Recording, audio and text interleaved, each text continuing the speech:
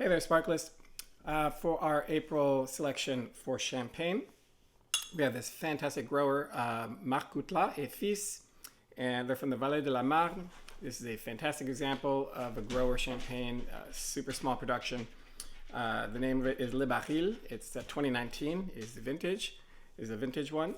And yeah, this family, they have been around a long time. They've been farming that land since 1675 is since they've been working on that land. And in 1927 is when Pierre Coutelas made the first actual sparkling, because remember, a lot of still wine, is majority still wine up until fairly recently.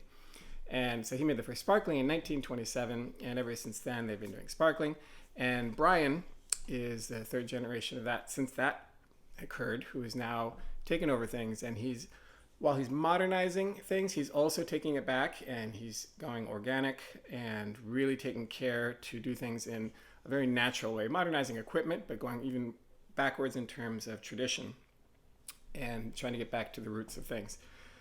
This is it's a 50-50 Pinot Noir Chardonnay blend, and there's just a lot going on. Tons of aromas here. You've got the citrus, you've got ripe pear, you've got a little bit of apple, you've got strawberry, you know, the honey. There's just so much. The buttered croissant aroma is there as well.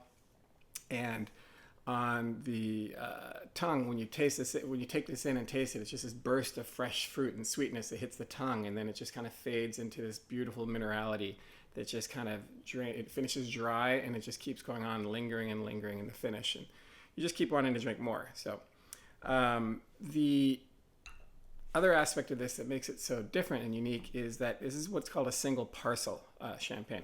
So traditionally in Europe, especially in Burgundy and also a lot in Champagne and some other areas, owners of the land and the vineyards, it's really, really fragmented. Somebody might own 10 acres, but it's not like a 10-acre square that's all in one neat area, right? They may have 2 acres in one area, 1 acre somewhere else, 3 acres in another village, right? It gets spread out, and that has to do with the history of the Napoleonic Code and how inheritances are taken care of.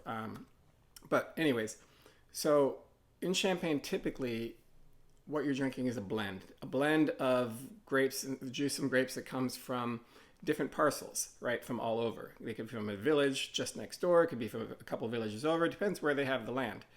But it's not common for it to just come from one very particular small parcel. That's less common.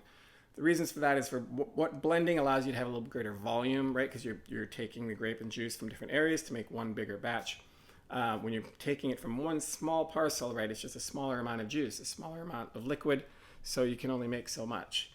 And doing single parcel, it allows you to, it takes a lot more craftsmanship, right? Because you're not able to add or to enhance or help the blend or the flavors by using any slightly different flavors that come from different parcels around the area that you're using.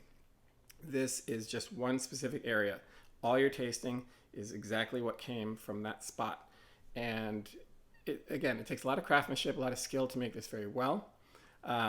It's about a connection to that particular spot, that particular area, the history of those vines, of that soil right there. It's a chance to really taste that. It's a sensory experience, and I don't want to go overblowing and crazy about this, but it is a wonderful way to just taste these really, really micro terroirs, these just tiny little spots. And if you have a chance to taste a few different single parcels, right, you're just getting snapshots of what that particular area is like, and it's just a wonderful way to taste what there is and what the farmer is capable of creating. So all in all, just a fantastic champagne. Because the parcels are small, right? The quantity is small that they can make. So typically these tend to be a little bit more expensive, or they're just very rare. They just don't have a lot of them. So one or the other or both is typically going to happen with a single parcel. So please enjoy it. Cheers to next month.